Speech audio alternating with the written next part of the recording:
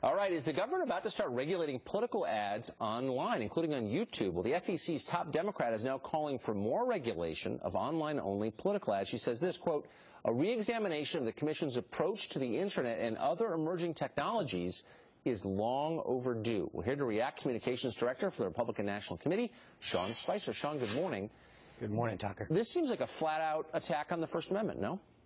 It absolutely is. And I think what it is the left and liberals feel threatened by growth in sites like Drudge, Breitbart, The Blaze, Daily Caller, Red State, Town Hall, PJ Media, IGR Review, all of these sites that actually are talking to the American people directly and allowing them to engage in the political process. I think once the left and liberals realize that the mainstream media was not able to carry the water for them like it has for so long, they feel threatened, and now they're looking for ways to trample on the ability of the American people to be directly engaged in the political process. So the vote at the FEC on this question was 3-3, Democrats in favor, Republicans opposed. The chairman of the FEC, Lee Goodman, appeared on our air about an hour ago and had this to say about it.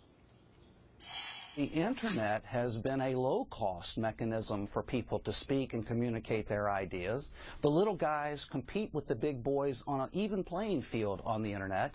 And if we start regulating free YouTube posts, I want you to see what we'd be doing. We would be regulating the speech itself and not a large expenditure for speech. And so I don't think we have constitutional authority to do that. It seems to me that would wind up at the Supreme Court immediately, would it not? Oh, absolutely. I don't think it's going to get there. I think it'll get shot down before that because I think, as correctly pointed out, this is an unbelievable overreach. The entire point of the Federal Election Commission and those guidelines were to regulate money and the expenditure of money in elections. And when people are at home writing blogs or posting videos that they created that don't cost anything but their labor, then that is free speech at its core, and it should not be regulated. Yes, exactly. So 9 days from today is the midterm election. I don't know what's going to happen, but it looks like Republicans have a pretty good shot at taking back the Senate. If they do, what are the first 2 or 3 things they will do? What's the agenda for running the whole Congress?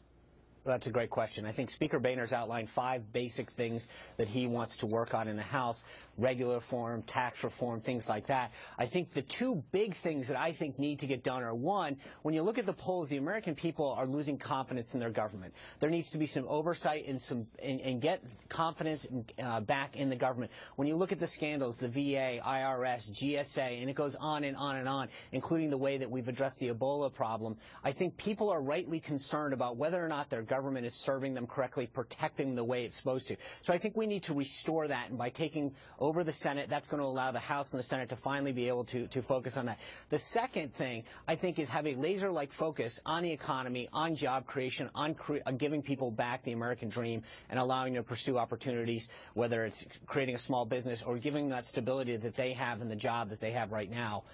But those are the 2 big things that I think have to get done. I think one of the things that is missing, Tucker, is that people have to understand the House of Representatives, largely in a bipartisan way, is actually getting things done and passing bills over to the Senate. It's Harry Reid that won't move anything at all, and I think as soon as we fire Harry Reid and put Republicans in control of the Senate, we're going to see things getting done. Sean Spicer, spokesman for the Republican National Committee. I sure appreciate it. Thanks a lot, Sean. You bet, Tucker. Coming up, business.